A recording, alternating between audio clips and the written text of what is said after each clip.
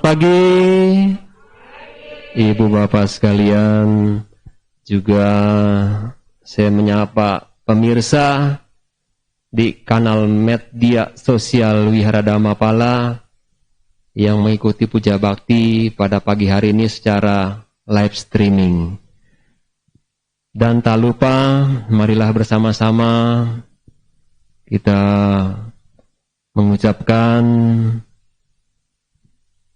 salam junjungan untuk Guru Agung kita Sang Buddha. Kita memuliakan namanya sambil berhadap-hadapan. Mari bersama-sama kita berucap Namo Buddhaya. Ya, selamat pagi semuanya. Ya, sehat-sehat ya. Jadi pada kesempatan hari ini kita akan mendengarkan Dhammadesana yang akan disampaikan oleh Yang Mulia Bante Dhammiko.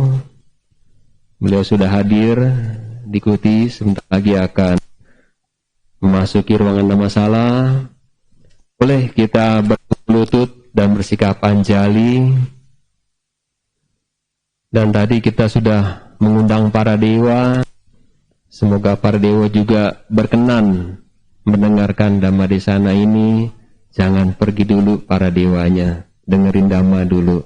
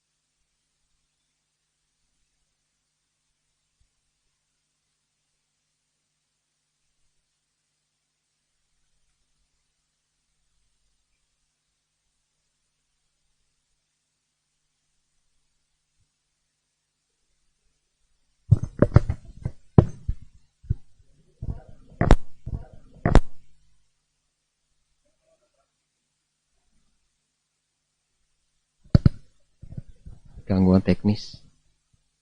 Baiklah, selamat datang Yang Mulia Bante Dhammiko. Ibu Bapak, sebelum kita mendengarkan Dhammadesana, bersama-sama kita akan memohon tuntunan Tiksarana dan Pancasila. Okasa ahang bhante Tiksarane nasating Pancasila dhammang yacami anuggahang katawa ilang detame bhante Dutiyampi okasa ahang bhante Tiksarane nasating Pancasila dhammang yacami anuggahang katawa silang detame bhante Tatiyampi okasa ahang ติสารเนนะสาดิงปัญจศีลาธรรมังยาจามิอนุกหังกัตตวาศีลังเดธาเมหันเตยัมมหังวดามิตังวเดตาอามาพันเตนะโมตัสสะภะคะวะโตอะระหะโตสัมมาสัมพุทธัสสะนะโมตัสสะภะคะวะโตอะระหะโตสัมมาสัมพุทธัสสะนะโมตัสสะภะคะวะโตอะระหะโตสัมมาสัมพุทธัสสะนะโมตัสสะภะคะวะโตอะระหะโตสัมมาสัมพุทธัสสะนะโมตัสสะภะคะวะโตอะระ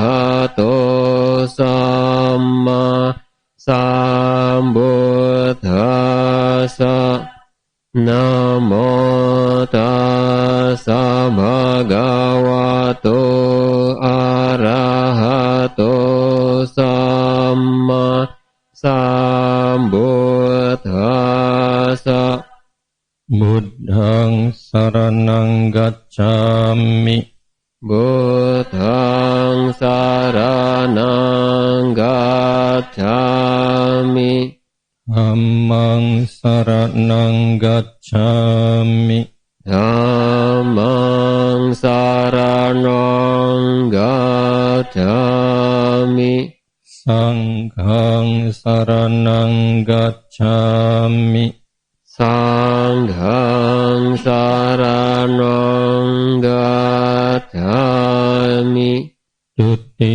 ยัมปิบุตตังสรณังกัจฉามิดุติยัมปิบุตตังสรณังกัจฉามิดุติยัมปิธัมมังสรณังกัจฉามิดุติยัมปิธัมมังสรณังกัจฉามิดุติยัมปิสังฆังสรณังกัจฉามิดุติยัมปิสังฆังสรณังกัจฉามิตัตติยัมปิบุตตังสรณังกัจฉามิตัตติยัมปิบุตตังสรณังกัจฉา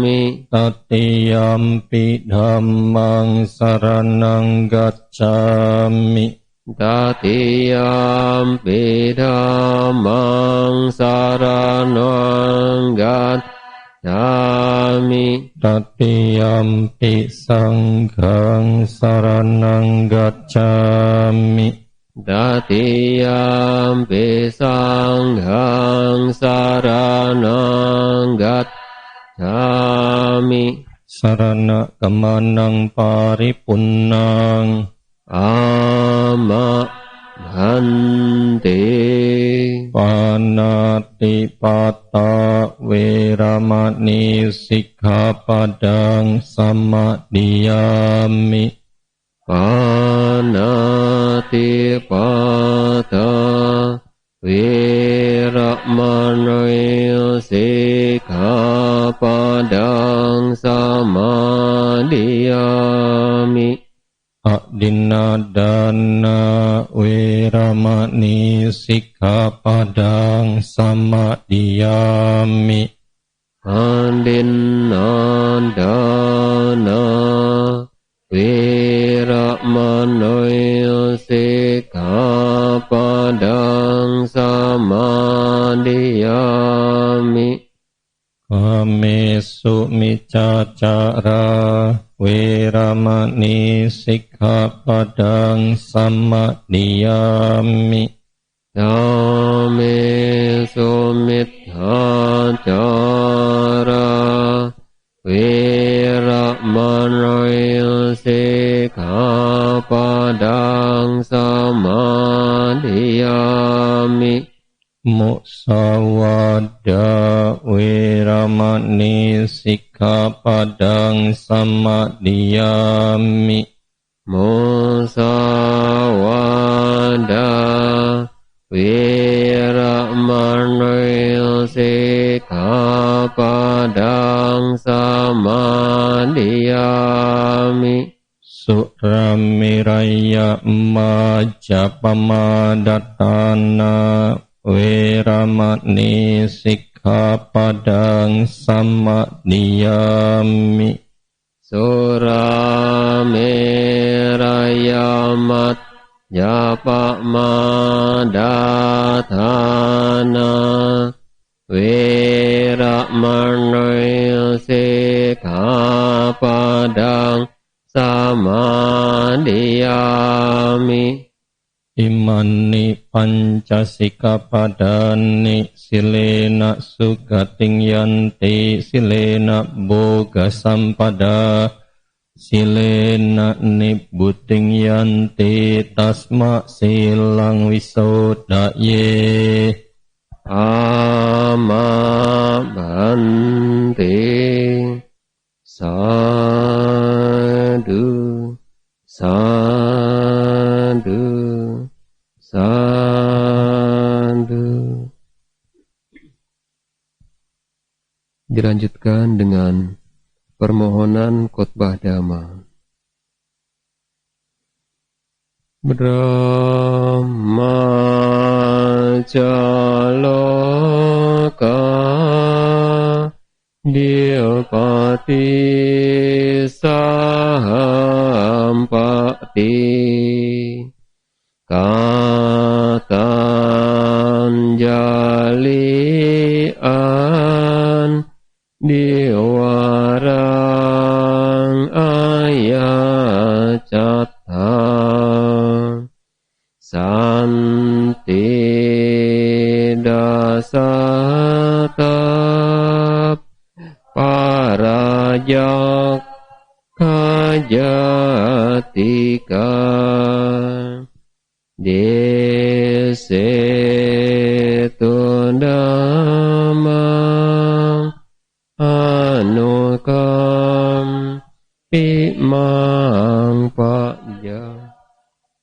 Brahma Sahampati, sang penguasa dunia, beranjali seraya memohon. Di alam semesta ini ada makhluk-makhluk yang memiliki sedikit debu di mata mereka. Ajarkanlah dhamma demi kasih sayang kepada mereka.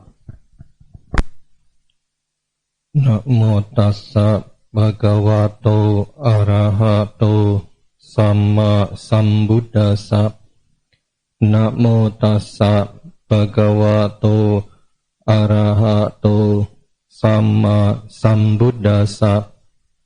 Namo tassa bhagavato arahato sama sambuddhassa. Sabe tasanti dandasa sabe bayanti majuno atanang upamang katwa nahaneya nagatayeti. Semua orang takut akan hukuman, semua orang takut akan kematian. Setelah membandingkan orang lain dengan diri sendiri, hendaknya seseorang tidak membunuh atau mengakibatkan pembunuhan.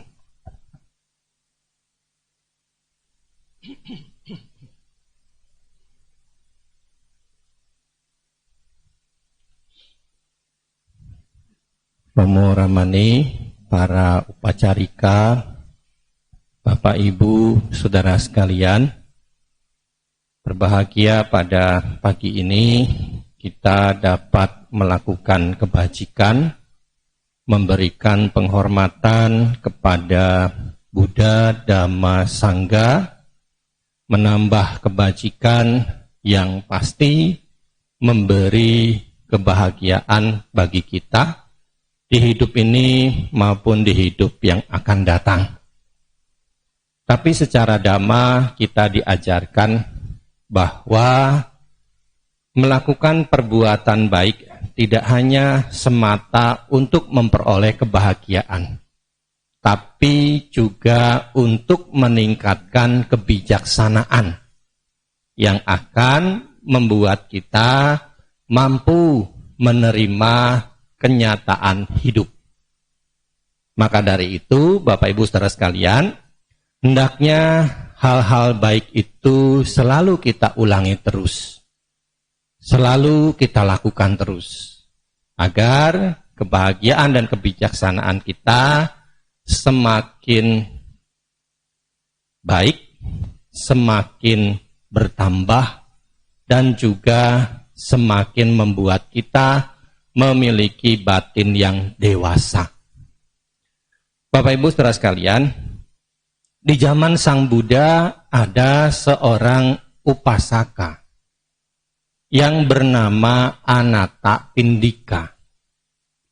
Anathapindika ini seorang pedagang.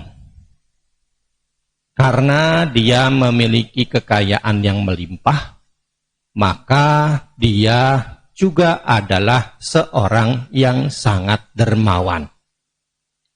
Nama asli Anathapindika itu adalah Sudatta.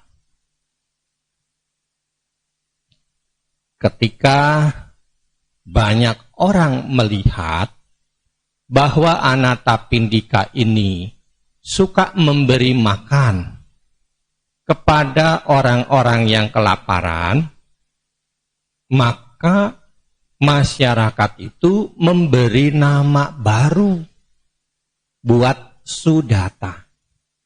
Namanya adalah Anathapindika, yang artinya pemberi makan kepada mereka yang kelaparan. Saking dermawannya, Bapak Ibu Saudara sekalian, Anathapindika ini membangun wihara yang bernama Cetawana dengan jumlah dana yang sangat besar. Mulai dari membeli tanah, membangun wihara, dan peresmiannya itu menghabiskan 54 juta keping uang emas. Tapi bukan satu hal yang sia-sia. Dana yang sebesar itu sebanding. Kenapa? Karena Sang Buddha selama 19 wasa menetap di Cetawana. Makanya banyak khotbah disampaikan oleh beliau dengan latar belakang tempat Cetawana Arama Anathapindikasa. Bapak Ibu sekalian, salah satu khotbah yang populer adalah Patakama Sutta, jalan kebajikan. Di situ Sang Buddha menguraikan bahwa ada 4 hal yang selalu didambakan oleh para perumah tangga. Apa 4 hal itu? 1, sebagai perumah tangga selalu mengharapkan memperoleh kekayaan. Dan kekayaan itu didapatkan dengan jalan dhamma. 2, sebagai perumah tangga pasti mengharapkan juga popularitas, nama baik, kemasyhuran di kalangan sanak keluarganya, di kalangan kerabatannya, bahkan di hadapan masyarakat luas. Yang ketiga, sebagai perumah tangga juga mengharapkan umur panjang dan dapat menikmati umur panjang yang diperoleh tersebut. Ya, jadi maksudnya dapat menikmati di sini umur panjang plus sehat. Ya, kalau umurnya panjang, cita-citanya, harapannya, dambaannya, tapi ngelempreh wae di kasur, sama juga bohong, ya. Makanya harapkanlah umur panjang dan dapat menikmati umur panjang yang diperoleh itu. Nah, yang terakhir, Bapak Ibu sekalian, adalah berharap bila mana hidup ini berakhir, dapat lahir kembali di alam bahagia. Dapat lahir kembali di alam surga, menjadi dewa, menjadi dewi. Inilah Patakama Sutta, sebuah khotbah sutta yang populer yang bisa kita temukan di kitab suci Anggutara Nikaya kelompok 4. Bapak Ibu sekalian, kita bicara tentang umur panjang. Siapa sih yang nggak pengen punya umur panjang? Kalau kita melihat di dalam Mahapadana Sutta, khotbah yang ada pada kitab suci Digha Nikaya, dalam sutta ini Sang Buddha menjelaskan bahwa masyarakat di masa lalu, bukan di kalpa ini, masyarakat di zaman Buddha-Buddha yang terdahulu, itu memiliki limit tertinggi usia rata-rata manusia 84.000 tahun.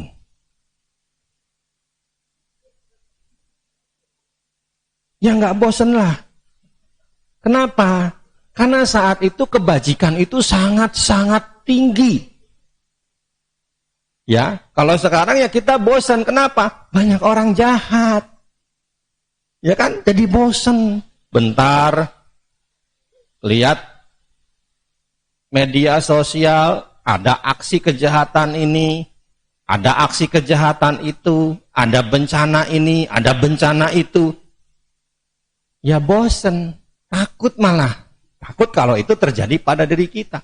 Lah kalau sehari-hari banyak kebajikan, otomatis angka kriminal juga minim, sedikit, bahkan mungkin bisa dikatakan tidak ada. Ya, bencana alam pun bisa dikatakan minim, sedikit, tidak ada mungkin. Kenapa? Karena masyarakatnya baik-baik semua. Nah, kalau kita mah sisa-sisa ini apkiran. Ya. Jadi limit usia tertinggi manusia itu 84.000 tahun. Nanti turun ke 80.000 tahun, zaman Buddha Wipasi di masa lalu. Turun ke 70.000 tahun, zaman Buddha Siki. Turun ke 60.000 tahun, zaman Buddha Wesabu. Lalu zaman Buddha Kakusanda, Konagamana, Kasapa, 20.000 tahun. Zaman Buddha Gotama cuma 100 tahun. Selisihnya jauh sekali. Ya, bahkan 100 tahun itu menurut kitab komentar di masa sekarang dikurangi 26. Kenapa? Karena setiap 100 tahun ajaran Sang Buddha Gotama berlalu, umur manusia berkurang 1. 100 dikurangi 26, sisa 74. Makin pendek, makin pendek. Nah, limit terendah usia rata-rata manusia kalau kita merujuk kepada Cakkawati Sihanada Sutta itu cuma 10 tahun. Kenapa? Karena moralitas manusia sudah sangat jelek. Dalam Cakkawati Sihanada Sutta digambarkan bahwa nanti antara anak dengan ibunya tidak ada lagi rasa malu, saling berhubungan. Sekarang sudah banyak terjadi kasus seperti itu ya. Bapak sama anak perempuan-puannya juga sama. Nggak ada rasa malu lagi. Ya, jadi kembali ke hal-hal yang sangat buruk. Moralitas menjadi rendah. Sebagian orang berperang. Sebagian menyingkir. Yang berperang itu habis semua. Yang namanya berantem, yang namanya kelahi, yang namanya seteru, yang namanya perang, kalah jadi abu, menang jadi areng. Sama-sama rugi. Nah, sebagian yang tidak ikut perang ini menyadari kekeliruannya, kesalahannya, introspeksi. Mulai memperbaiki diri. Berbuat baik, gimana kalau kita tidak membunuh? Sekian lama mereka tidak membunuh, ternyata di generasi berikutnya usia mereka naik lagi. Dari 10 jadi 20. Berbuat kebajikan lagi. Di generasi berikutnya usia mereka naik lagi. Jadi 40. Berbuat baik lagi. Usia mereka naik lagi jadi 80. Terus berbuat baik sampai 84.000 tahun. Turun ke 80.000, baru saat itu Buddha Metea, Buddha yang penuh cinta kasih, muncul di kalpa ini. Ya, jadi ini limit tertinggi usia rata-rata manusia 84.000. Limit terendahnya, Bapak Ibu sekalian, ada di angka 10 tahun. Ya, jadi kembali lagi. Ketika usia panjang, tanda kebajikan itu sangat besar. Ketika usia pendek, tanda bahwa kebajikan itu sangat-sangat minim. Ya, di zaman Buddha Wipasi bisa 80.000 tahun usia manusia. Di zaman Buddha Metea yang akan datang, usia manusia pun bisa 80.000 tahun. Buddha Metea muncul,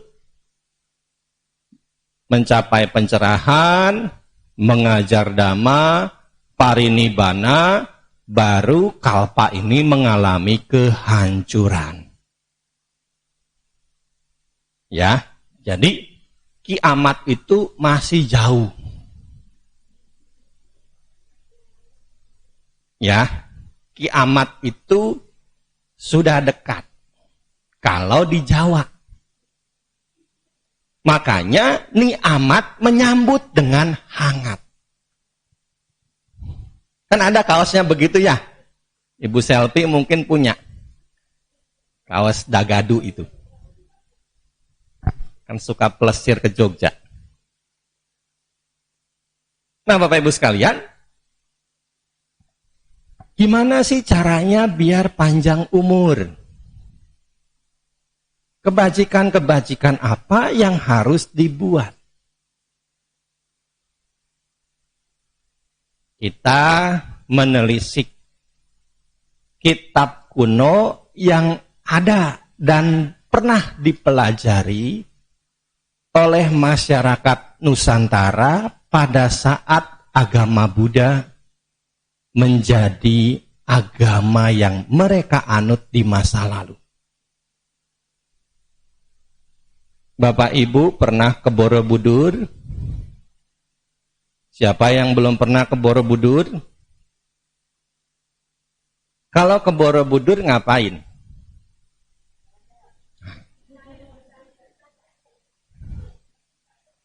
Jalan-jalan, naik doang. Pokoknya biar sampai ke atas. Nggak pernah tertarik untuk mempelajari ajaran yang terkandung di Borobudur. Kenapa?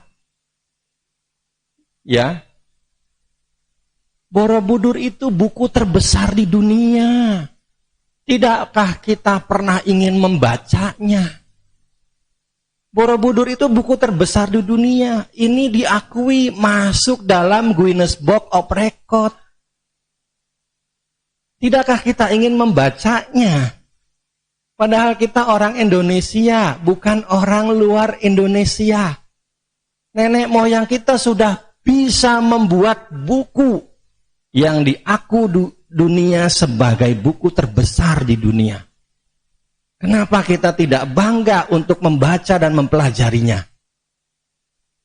Ingat ya, pesan Bung Karno, kalau jadi Hindu jangan jadi orang India. Kalau jadi Islam jangan jadi orang Arab. Kalau jadi Kristen jangan jadi orang Yahudi.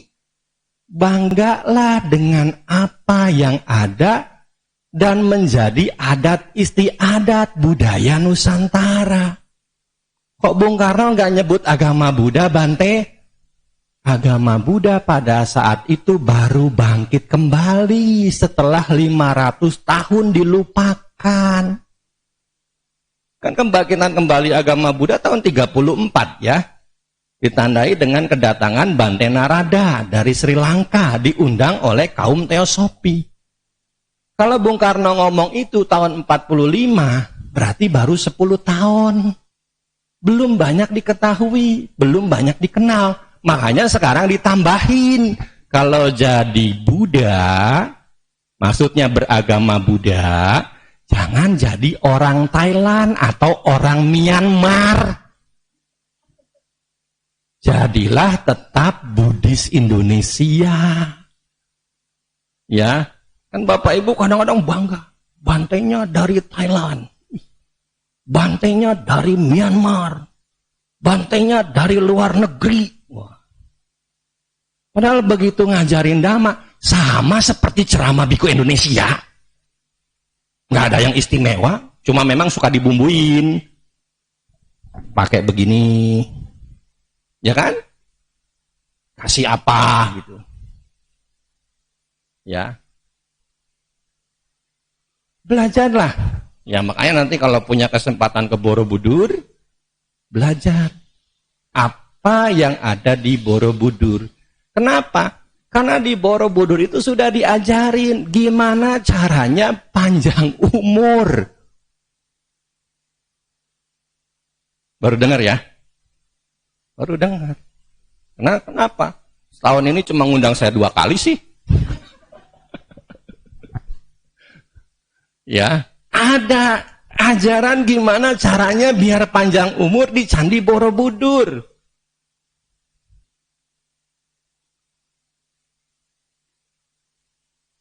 Ada. Buat kaya, ada caranya. Buat bijaksana, ada caranya. Buat bisa mencapai pencerahan, ada caranya di Borobudur. Bapak Ibu sekalian, Borobudur itu kan dikelilingi oleh relief-relief. Batu-batu yang diukir, yang isinya menceritakan kisah-kisah hidup. Ya, ada relief Lalita Wistara. Kisah perjalanan hidup Sang Buddha Gotama. Lalita Wistara ini memuat kisah perjalanan hidup Sang Buddha Gotama ketika beliau masih menjadi bodhisatta di alam surga, diminta dewa-dewa untuk turun ke bumi, ya, lalu lahir ke dunia, melakukan pelepasan agung, bertapak menyiksa diri setelah melihat 4 peristiwa, ya, lalu mengajar dhamma, mencapai pencerahan dan mengajar dhamma. Itu sampai di situ. Jadi dari kelahiran sampai ke mengajar dhamma. Di dalam Lalita Wistara tidak ada sampai Sang Buddha parinibbana. Ya. Nah, lalu ada lagi kitab Jataka. Itu kisah kehidupan lampau dari bodhisatta. Ada cerita ketika Bodhisatta terlahir sebagai seekor angsa yang bulunya berwarna emas, yang pernah dipentaskan dalam bentuk sendratari beberapa tahun lalu. Ya, lalu ada kisah di mana Bodhisatta lahir sebagai rusa, juga berwarna emas. Ada kisah di mana Bodhisatta lahir sebagai burung puyuh, Wataka Jataka atau Wataka Parita itu. Ya, ada kisah di mana Bodhisatta lahir menjadi raja kera yang bikin jembatan itu buat anak buahnya menyeberang sungai.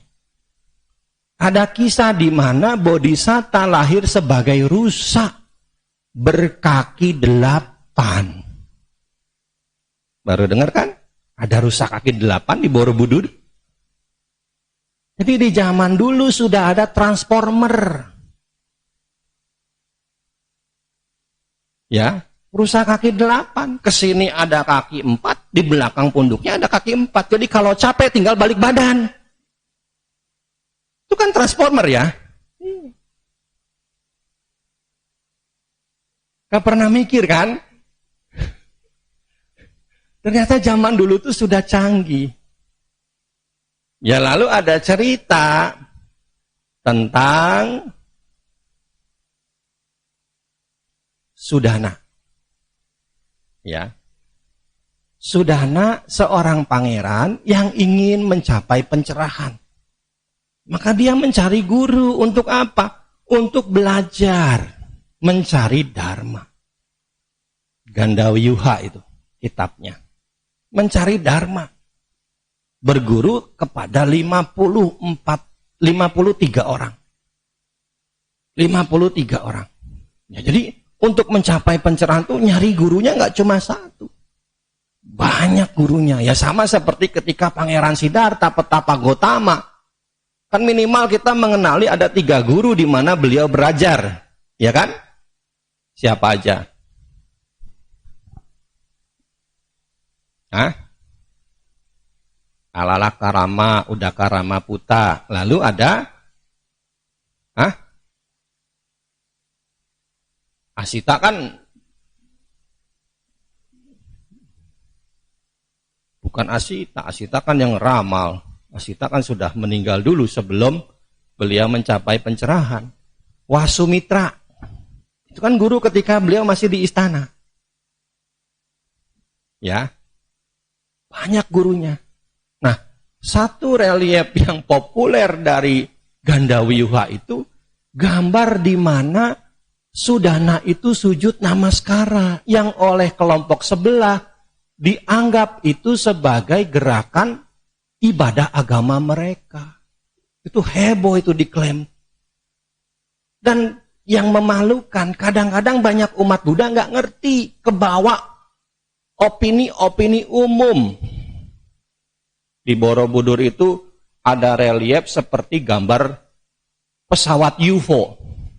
Umat Buddha nge-share, di zaman Borobudur sudah ada UFO. Itu bukan UFO.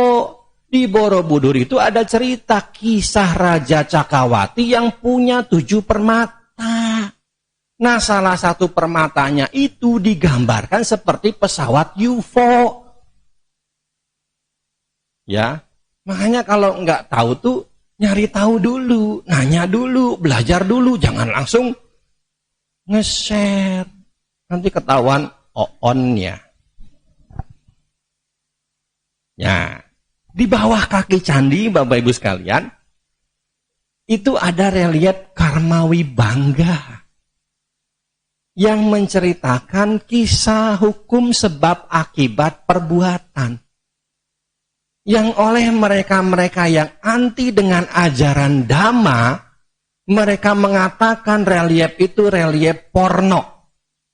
Makanya ada argumen, kenapa bagian bawah kaki Candi Borobudur yang ada relief Karmawi Bangga ini ditutup? Karena reliefnya porno. Nggak ada pornografi di Borobudur.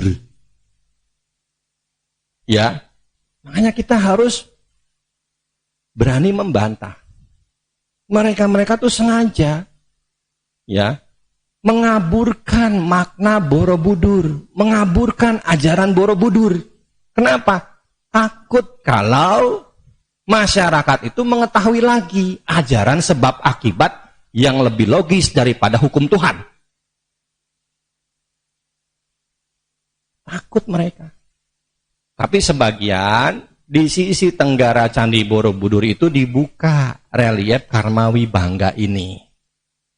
Ya, di situ menggambarkan cerita yang di bagian dibuka ini. Sebagian besar memang itu ditutup. Semuanya ada 160 panel relief Karmawi Bangga. Itu ditutup kenapa? Karena dari zaman dulunya Borobudur itu dibangun terlalu nungtek. Tahu nungtek ya? Terlalu curam. Ya. Ya, akhirnya dipertimbangkan ulang. Kalau enggak ditambahin lagi batu, enggak lagi ditambahin pondasi bawah, bisa runtuh. Padanya rosot tuh batunya. Ya, makanya ditambahin batu bagian bawah lagi. Untuk apa? Mencegah keruntuhan Borobudur. Dan ini sudah dilakukan dari masa lalu. Dan untuk menutup mencegah Borobudur biar tidak runtuh, mengorbankan relief Karmawi Bangga ini.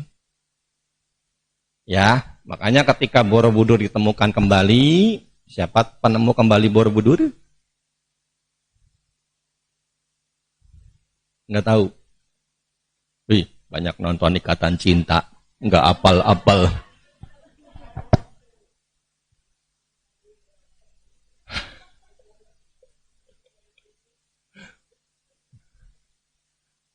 Ya, buku-buku menulis penemu kembali Candi Borobudur itu Raffles, gubernur Hindia Belanda pada saat itu yang adalah seorang Inggris. Padahal Raffles itu yang mempopulerkan kembali Borobudur ke dunia.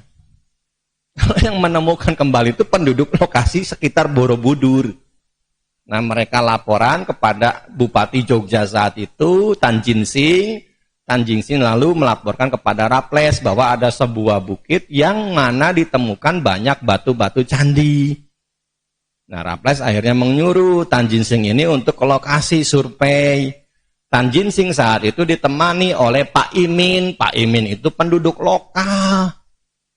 Dan masyarakat sudah tahu bahwa di situ ada candi besar. Ya, jadi selama ini buku-buku menulis penemu kembali Borobudur itu Raffles. Raffles itu yang mengenalkan kembali Borobudur ke dunia. Yang menemukan itu penduduk lokal, penduduk sekitar. Jadi seolah-olah karya orang lokal itu diabaikan gitu. Ya, nah Bapak Ibu sekalian, Raffles kemudian menyuruh Cornelius untuk membuka Borobudur. Dicari 200 orang untuk menebangi semak-semak Borobudur. Ya, dari situ akhirnya Borobudur dipoto pakai foto zaman dulu, lalu dikenalkan kembali kepada dunia. Ini jasanya Raffles memang. Ya, tapi kalau yang menemukan kembali ya penduduk lokal yang lebih tahulah. Ya. Nah, Bapak Ibu sekalian, di sisi tenggara itu masih dibuka sebagai visualisasi bahwa di bawah itu memang ada reliefnya. Yang dibuka ini menggambarkan sebab akibat perbuatan. Tentang apa? Ngegosip. Ya. Di situ ada relief cerita gambar orang-orang ngegosip. Sebagai akibatnya, dari akibat melakukan perbuatan bergosip, wajah-wajahnya jadi wirupo. Wi itu kan di luar ya. Rupo itu fisik, wajah. Jadi wajah-wajahnya itu di luar standar. Penampilannya itu buruk gitu. Wajahnya itu welek. Ya, memang benar. Jadi wajah-wajah dari orang yang suka bergosip itu, kalau kita merujuk kepada relief yang ada, seperti Bapak Ibu pernah lihat wayang golek cepot? Nah, seperti itu wajah-wajahnya. Bagong pernah lihat? Seperti itu wajah-wajahnya. Jadi akibat dari bergosip, wajahnya bisa jadi kayak cepot, kayak bagong, kayak gareng. Nah, di sisi yang lain ada relief yang menggambarkan dirgayu. Dirga itu kan panjang, ayu itu kan umur. Ya kan? Ayu wano sukang balang, ayu umur panjang. Ya. Buah akibat dari memperoleh umur panjang. Apa perbuatan yang dilakukan? Ya, ada 10 kalau kita merujuk kepada Karma Wibangga. 10 perbuatan yang dapat membuat kita bisa memiliki umur panjang. Apa saja? 1. Berhenti membunuh makhluk hidup. Ya, jadi berhenti membunuh makhluk hidup. Apapun itu.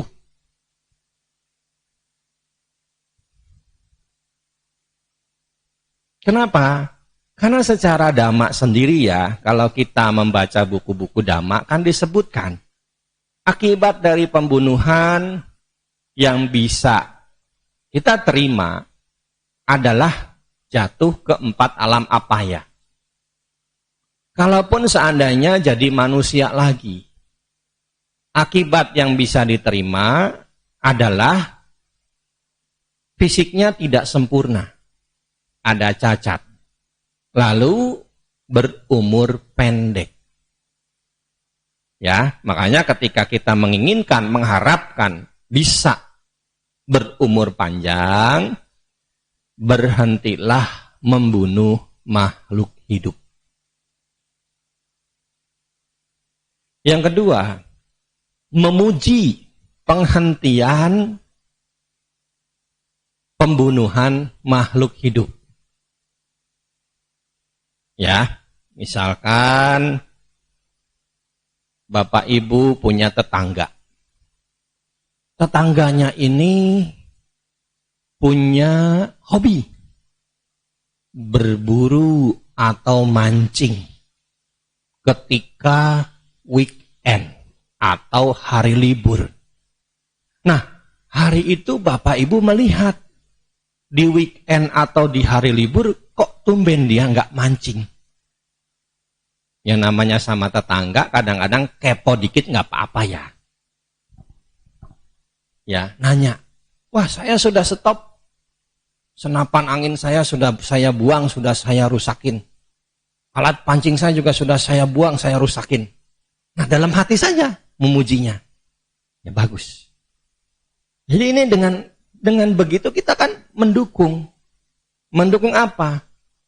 Ya, mereka yang tadinya membunuh jadi tidak membunuh. Mereka yang tadinya berbuat jahat jadi tidak berbuat jahat. Ya, ini. Papa saya dulu ketika muda itu juga suka mancing. Makanya nurun juga ke saya dulu waktu masih sekolah. Yang namanya masih bocah, mana ngerti. Ya, wihara belum banyak kayak sekarang, biku juga belum banyak kayak sekarang. Ya, yang ngerti juga. Akhirnya ketika beliau meninggal, beliau pesen alat-alat pancingnya, jaringnya, ya suka ngejalak begitu, jalak tebar itu, jangan dikasihin orang. Buang aja. Makanya begitu kremasi selesai, saya ke rumah, cari semua di kamarnya, alat-alat pancingnya tuh. Jaringnya saya bawa ke wihara, timahnya saya copotin. Jaringnya yang dari nilon itu saya bakar. Ada saudara yang minta, enggak. Pesan papa enggak boleh dikasihin ke orang lain. Harus dimusnahkan. Ya. Ini bisa kita lakukan. Ya, sebagai upaya ya mendukung penghentian pembunuhan makhluk hidup. Ya, ini sebagai contoh. Ya, jadi kita bisa memuji mereka yang tadinya suka berburu, suka mancing, sekarang berhenti. Lalu mendukung penghentian membunuh makhluk hidup. Ya, jadi disupport tuh tetangganya yang tadi nggak mancing teh. Ya, jadi jangan sampai dia terpengaruh lagi. Biasa kan ada komunitasnya itu tukang mancing kan. Makanya di televisi sampai aja ada mancing mania itu ya. Potenian tahu ya? Oh, nonton doang. Tapi sebenarnya sudah jelek nonton juga itu. Kenapa? Karena mempengaruhi pikiran. Ya. Ya, jadi ini disupport tetangganya yang sudah stop mancing itu. Kalau dia Buddhis, ya udah daripada weekend nggak ada acara, yuk ke wihara. Ya udah daripada weekend nggak ada acara, tanggal merah nggak ada acara, yuk ikut meditasi sehari. Kan bisa seperti itu, ya kan? Atau kalau dia bukan Buddhis, daripada weekend tanggal merah nggak ada acara, yuk sepedahan. Ya kan? Habis muter-muter capek sepedahan kan bisa makan uduk di situ ya. Di pasar lama ya. Apa? Yang dekat Sasana itu apa? Nah, katanya uduknya enak di situ. Nasi uduk apa ketupat? Hah? Zaman media sosial apa yang nggak tahu?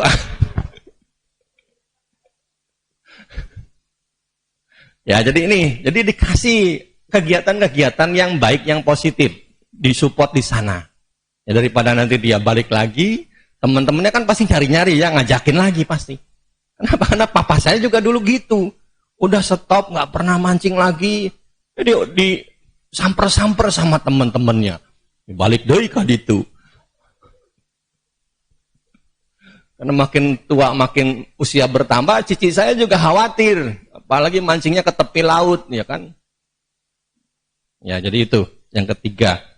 Yang keempat, memuji pendukungan pembunuhan makhluk hidup. Ya, penghentian pembunuhan makhluk hidup. Ya, jadi, nah orang-orang yang kita tahu yang ngajak seandainya yang tadinya suka mancing, kemudian berubah menjadi tidak mancing. Nah, orang yang ngajak ke arah yang positif ini juga patut kita dukung. Yang kelima, membebaskan mereka yang akan dibantai. Ini yang suka kita lakukan ya. Melakukan apa yang namanya fangsen. Melakukan apa yang namanya abaya dana atau belakangan dipopulerkan dengan istilah jiwita dana. Ya, ini bisa membawa pada usia panjang.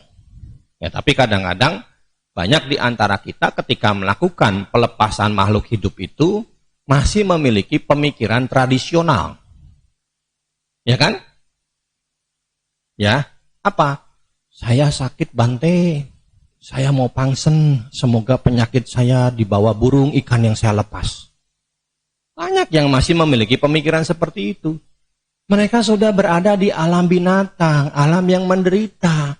Jangan kita berpikir ketika kita pangsen melepas mereka ke alam bebas, semoga penyakit kita dibawa mereka. Kasihan. Ya, kasihan. Ya kalau kita kan meskipun sakit masih ada dokter yang bisa menangani. Kalau burung sakit, emang di sana ada PMI, ada rumah sakit. Ikan sakit, memangnya ada. Ya, paling kalaupun seandainya ada dokter hewan, kan nggak mungkin nanti ngobatin ikan kena kanker. Ya, melepas makhluk itu bukan buat buang sial, bukan buat buang penyakit. Didasari oleh niat tulus. Apa? Mengasihi. Kasih sayang. Cinta kasih, metta karuna. Ya, jadi ini prinsipnya ketika kita melakukan pangsen. Ya, jadi membebaskan mereka yang akan dibantai itu membuat kondisi kita memperoleh pahala berusia panjang. Nah, yang keenam, memberikan ketidakgentaran pada mereka yang ketakutan. Ya, ketidakgentaran pada mereka yang ketakutan. Nah, mungkin Bapak Ibu punya cucu, punya anak. Kadang-kadang kalau malam-malam gitu kan, maghrib-maghrib, suka ketakutan. Ya kan? Nah, jangan ditambah-tambahin. Ya kan kadang-kadang, anak mau kemana, cucu mau kemana. Awas loh, di sana ada kuntilanak. Justru kita salah. Nanti mereka akan semakin kerdil batinnya, makin takut, makin cemas. Justru harus dimotivasi biar tidak takut, ya. Pokoknya kalau kamu mau kemana-mana, sebut Buddha Dhamma Sangha. Itu kan sebuah motivasi yang baik. Ya jangan kemudian mereka mau keluar maghrib-maghrib ada kuntilanak, ya makin takut. Ya, memberikan ketidakgentaran bagi mereka yang ketakutan. Itu bisa memberi kondisi bagi kita untuk berusia panjang. Kalau sekarang kita nakut-nakutin, akibatnya kan jadi sebaliknya nanti. Ya kan? Kenapa? Karena melakukan sesuatu yang jelek. Ya. Saya di wihara punya guguk yang dipelihara. Itu guguk, ya. Kalau dengar petasan, badannya itu ngedrek-dek, ngegetar kenceng banget itu. Kalau dengar geledek, juga sama. Ya, kita berpikir ini aja ya, sebab akibat dari hidup yang lalu. Bisa jadi ketika hidup lalu, dia tuh meninggal kena bom. Ya kan? Makanya ketika dengar suara petasan, dia takut. Atau mungkin meninggal disambar geledek. Ya kan? Bisa saja itu terjadi. Ya. Bapak Ibu ada yang punya tanda lahir nggak di badannya? Itu bisa jadi tanda lahir itu dulu bekas luka dari hidup yang lalu yang masih terbawa ke kehidupan sekarang. Bisa jadi tanda lahir itu penyakit yang dulu pernah diidap dan sangat berbahaya mematikan. Makanya masih terbawa ke kehidupan sekarang. Sebab akibat demikian. Ya. Nah, guguk ini sangat ketakutan. Makanya kalau udah mendung-mendung, ada gredek, dia suka lari ke depan kuti yang saya pakai. Untuk apa? Nyari perlindungan. Biasanya saya masukin ke perpustakaan. Di sana biasanya dia anteng. Soalnya kan ruangannya kedap karena pakai aluminium begitu. Jadi kedap suara, dia anteng dari situ udah. Ya, jadi ini memberi ketidakgentaran kepada mereka yang ketakutan. Bukan cuma manusia, bahkan juga hewan peliharaan kita. Ya, coba mungkin Bapak Ibu punya guguk, nanti satu saat barangkali ada yang mengalami fobia. Ya, geledek atau fobia petasan. Waduh, kalau malam tahun baru tuh udah saya cepet-cepet saya ampihin itu. Saya amanin daripada dia ngegeter begitu, pokoknya udah gelisah lah pokoknya. Kalau dengar suara-suara keras-keras begitu itu. Ya kan kasihan ya kan, biar bagaimanapun ya mereka makhluk hidup yang perlu juga kita lindungi. Ya. Kemudian yang ketujuh, memiliki pikiran kasih sayang di tengah orang sakit. Nah, seperti kemarin lagi tinggi-tingginya kasus COVID-19. Mungkin banyak di antara tetangga, umat yang kita kenal terinfeksi. Ya kan? Dibutuhkan kepedulian dari diri kita. Untuk apa? Memberikan support. Baik itu yang sifatnya lisan, motivasi, dorongan bahwa bisa sembuh dan COVID itu bukan aib. Ya. Dan juga dana berupa materi. Kenapa? Karena mereka kan isolasi, otomatis nggak bisa pergi-pergi keluar. Ya, kita ngirim mungkin makanan kepada mereka. Ya, biasa ditaruh di depan pagar rumahnya. Ya, ini sebagai bentuk apa? Kepedulian. Ya, mengamalkan poin ketujuh. Punya kasih sayang di tengah-tengah yang sakit. Ya, makanya kita sekarang juga harus hati-hati. Ini saya buka masker karena saya mau ceramah. Bengap nanti. Ya ntar kalau ceramahnya udah selesai ya saya tutup lagi. Ya, kadang-kadang saya mikir kalau ceramah pakai masker mati kehabisan napas. Iya, kan ketika ceramah kan intonasi bicara perlu turun naik ya kan? Gak cuma datar terus. Nanti kalau ceramah intonasi bicaranya datar terus, Bapak Ibu pasti ngantuk. Ngelanggut nanti. Apalagi si Agus. Malam kan habis nonton Chelsea dia.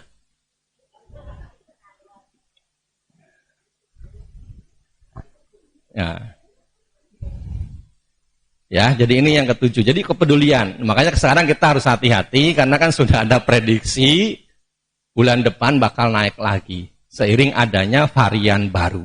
Tapi kalau seandainya kita sekarang berhati-hati, ini bisa kita cegah. Sehingga apa? Prediksi para ahli meleset. Ya, makanya kita harus tetap patuhi protokol kesehatan. Yaitu yang ketujuh. Yang kedelapan, memberikan makanan kepada orang lain. Ya, jadi, tiru seperti apa yang dilakukan oleh Anathapindika. Kan Sang Buddha sendiri, di dalam Supawasa Sutta, ya, itu memberikan penjelasan bahwa kepada orang-orang yang suka memberi makan kepada mereka yang membutuhkan, sama dengan memberi umur panjang, keelokan, kekuatan, kesehatan. Ya kan? Memberi ayuwano sukang balang itu. Ya, kan banyak makhluk-makhluk yang bisa mengalami kematian karena mereka kelaparan. Makanya di dalam Kumarapanha juga disebutkan, apa yang satu itu? Sabesata ahara titika. Semua makhluk hidup bergantung pada makanan. Baik itu makanan materi, makanan fisik, juga ada makanan batin. Ya, nah dalam hal ini, di poin ke-8 adalah memberi makan dalam bentuk materi. Ya, kan sampai sekarang pun masih banyak mereka yang terimbas pandemi COVID mengalami pemutusan kerja, ya kan? Nah bisa jadi kita ini memberikan bantuan, ya sembako ataupun makanan jadi, ataupun dijual dengan harga yang murah, ya bukan dengan harga yang ngegetok. Nah ini yang ke-8. Yang ke-9, nah ini tidak menyukai tontonan perang. Kenapa? Karena kalau kita sering melihat adegan-adegan peperangan, adegan-adegan perkelahian, otomatis ini memberi pengaruh pada mentalitas kita, pada pikiran kita. Ya, seperti dulu, kan ada film Rambo, ya kan? 1, 2, 3, 4. Ya kan? Greget banget kan ketika istilahnya Rambo ditawan musuh gitu kan, ya kan? Otomatis kan kita terpancing gitu, emosinya, ya kesel. Kenapa? Jagoan kok ketangkep gitu kan? Udah gitu disiksa. Padahal itu kan skenario sutradara, ya. Tapi kitanya yang keburu emosi, nah, itu memberi pengaruh. Ya, kan kadang-kadang kalau kita nggak usah jauh-jauh lah, nonton sinetron aja ya. Ya, layangan putus itu. Kan kesal juga ya. Ibu Selvi tahu layangan putus ya? Nggak nonton? Waduh, kok nggak tahu padahal lagi viral itu. Kalau yang sono sih emak-emak nggak tahu layangan putus dia. Paling nyari galah, mau buat dikejar. Ya, nah Bapak Ibu sekalian, jadi konsepsi pemikiran kita terpengaruh, terbawa oleh apa yang kita lihat, dan bawah sadar kita pasti menyimpan itu. Jadi ketika kita mengalami apa istilahnya keadaan yang tidak menyenangkan, otomatis otot kita akan bertindak sebelum otak kita, ya kan? Seperti dulu ada tayangan di televisi Smackdown, kan banyak anak-anak kecil akhirnya jadi ngikutin. Teman-temannya baru Noel aja langsung dipiting, langsung dibanting. Itu kan bahaya sekali. Ya, makanya kurangi tontonan-tontonan film perang. Ya, yang ke-10 yang terakhir, bila mana ingin berusia panjang, memulihkan pertapaan, wihara atau stupa yang rusak. Ya, jadi berbuat baik untuk kepentingan dhamma. Berbuat baik kepada ajaran dhamma. Ya, makanya kalau kita mendengar ada pembangunan wihara, ada pembangunan stupa, ada pembangunan tempat tinggal biku, tempat tinggal pertapa, jangan ragu untuk berdana. Kenapa? Karena ini menjadi kondisi bagi kita untuk memperoleh usia panjang, memperoleh kebahagiaan. Ya, meskipun mungkin kita cuma berdana 1 buah batu bata 400 rupiah, ya kan? Setidaknya ada support yang kita berikan buat Buddha Dhamma. Ya, kenapa? Kita sadari ini memberi manfaat, buah pahala kebajikan. Salah satunya yang bisa diperoleh adalah berusia panjang. Nah, inilah Bapak Ibu sekalian, 10 perbuatan yang bila mana dilakukan berdasarkan kitab Karmawi Bangga yang terpahat di Candi Borobudur, di bagian kaki Candi Borobudur, memberi pahala kita memperoleh usia panjang. Ya, jadi ini pun pasti selaras, ya, pasti sesuai dengan apa yang ada di dalam Dhamma. Nah, karena itu cobalah kita terapkan ini dalam keseharian. Bila mana memang kita memperoleh, bila mana kita memang menginginkan hidup kita ini berumur panjang, berusia panjang. Ya, jadi ini jelas-jelas adalah ajaran, ya, yang selama ini sebenarnya sudah ada, tapi karena kita tidak mau mempelajarinya, jadi kita enggak tahu. Ya, di dalam Dhammapada disebutkan, semua orang takut akan hukuman, semua orang takut akan kematian. Setelah membandingkan orang lain dengan diri sendiri, hendaknya seseorang tidak membunuh ataupun mengakibatkan pembunuhan. Ya, jadi kalau kita tidak membunuh, tidak mengakibatkan pembunuhan, ini akan menjadi kondisi bagi kita memperoleh usia panjang. Demikian apa yang bisa saya sampaikan pada pagi hari ini. Semoga bermanfaat, menambah wawasan, pengetahuan, keyakinan, dan dapat dipraktekkan dalam keseharian. Sekian, terima kasih atas perhatiannya. Sabe sata bawantu sukitata, semoga semua makhluk hidup berbahagia.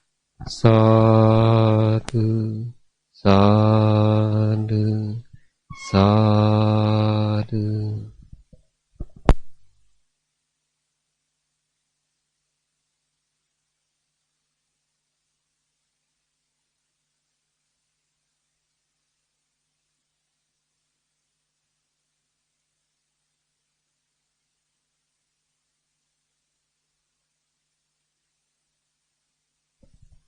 Ya, diberikan sesi tanya jawab oleh Yang Mulia Bante Dhammika. Cuman karena waktu sudah siang, saya batasi hanya 1 pertanyaan dari Ibu Bapak yang akan ditanyakan kepada Yang Mulia Bante. Ada yang ingin bertanya? Dipersilakan.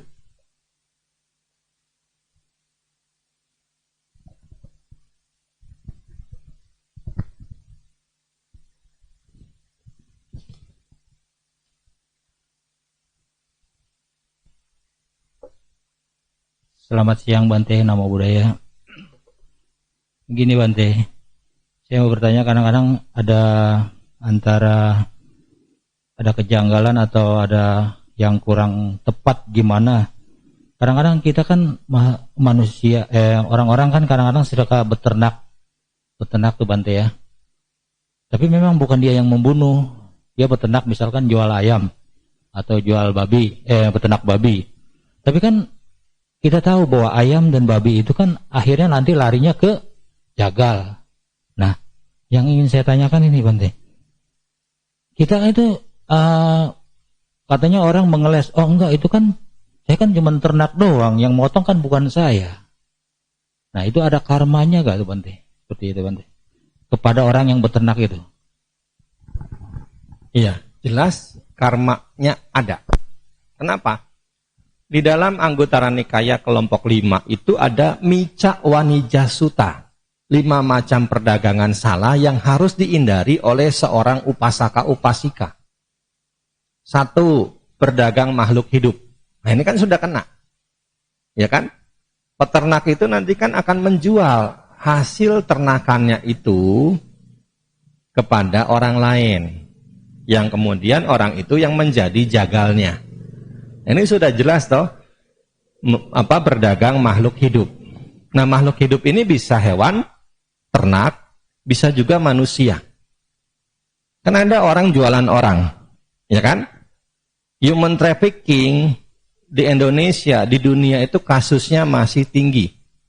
Kan Bapak Ibu sering mendengar berita di apartemen mana ada open BO. Nah, itu kan human trafficking. Anak-anak SMP dijualin kepada engkong-engkong. Itu manusia jualan manusia. Ya. Memang tidak dibunuh. Ya. Kemudian yang kedua, berdagang daging. Kenapa? Karena nanti pasti akan memenuhi permintaan pasar. Dan ketika pasar permintaannya tinggi, pasti otomatis akan berhubungan dengan rumah jagal. Mau nggak mau kita jadi giam loong nantinya. Ya. Yang ketiga, berjualan racun. Yang keempat, jualan senjata tajam. Ya. Yang kelima, jualan miras. Nah, itu 5 macam perdagangan salah yang harus dihindari seorang upasaka-upasika. Jadi ketika kita membuka usaha ternak ayam, ternak babi, sebenarnya kita terlibat dalam mata pencarian salah. Ya, di poin pertama itu nanti berdagang makhluk hidup. Tapi dia kadang-kadang mengeles, daripada saya memang nggak masuk akal juga sih ya. Kalau dia mengelesnya daripada saya mencuri atau apa, tadi saya bilang, lah ini penyebab kamu ini beternak ini seperti ini. Ya daripada nggak ada kerjaan, dia bilang gitu. Dia ngelesnya seperti itu. Ya makanya sekarang kan kembali lagi, ya. Oke, sekarang seperti itu. Pasti nanti ke depan pelan-pelan akan ditinggalkan. Kenapa? Karena perizinan juga untuk hal-hal seperti ini makin sulit. Ya kan? Apalagi ternak babi. Ya, makin hari kan makin dipersulit oleh ya misalkan lingkungan. Kenapa? Kotorannya itu bau. Jadi dekat tempat saya itu ada juga ternak babi itu. Dulu, sekarang sudah nggak ada lagi. Tapi bekas-bekasnya, baunya masih kecium itu kadang-kadang kalau lagi pas angin kenceng, ngambreng gitu. Ya, ngambreng. Ya, dekat tempat saya juga dulu ada ternak ayam. Dulu itu saya masih sekolah, ya sekitar 25 tahun lalu lah. Nah, sekarang sudah berubah jadi perumahan. Kenapa? Seiring waktu perizinannya juga tidak lagi diperpanjang. Kenapa? Kondisi lingkungan, ya kan? Kenapa? Polusi udara. Jadi pelan-pelan Kotenion, kita nggak bisa langsung istilahnya, oh ini nggak bisa, salah, gini. Di beberapa daerah itu ada umat Buddha mata pencariannya sebagai nelayan. Makanya kalau kita ke sono kita nggak ceramah tentang sila. Mereka sudah tahu, tapi karena mereka belum bisa alih profesi, apa boleh buat. Yang penting kembali lagi ketika mereka sudah mendapatkan hasilnya itu tidak digunakan untuk berbuat jahat yang baru. Ya, maksudnya apa? Hasil nelayan dipakai buat berjudi, hasil nelayan dipakai buat mabok-mabokan, hasil nelayan dipakai buat main perempuan. Yang penting mereka cukupi buat kebutuhan biaya hidup keluarganya, anak istrinya. Kan nanti seiring waktu ketika anak-anaknya memiliki pendidikan yang cukup, ya kan, pasti akan terjadi alih profesi. Ya kan? Kalau udah jadi misalkan sarjana desain misalkan, kan lebih gampang ngedesain kan daripada melaut bertaruh nyawa. Ya, hanya kita arahkan ke sana. Ya, begitu Kotendion. Terima kasih Bante.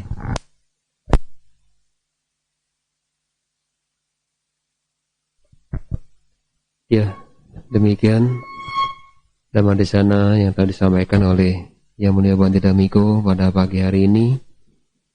Semoga kita dapat menjalani sehingga kita mendapatkan hasil, yaitu umur panjang, dan kita juga bisa menikmati umur panjang itu. Sadu. Ya.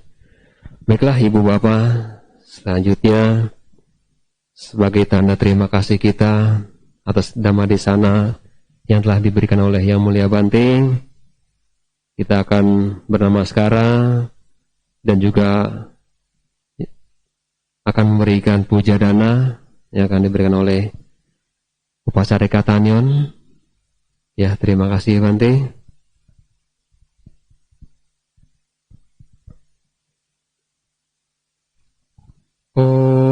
Okasa Wandami Bante Abiwadana silisa nicang uda pacayino cataro dhamma wadanti ayuwano sukang balang.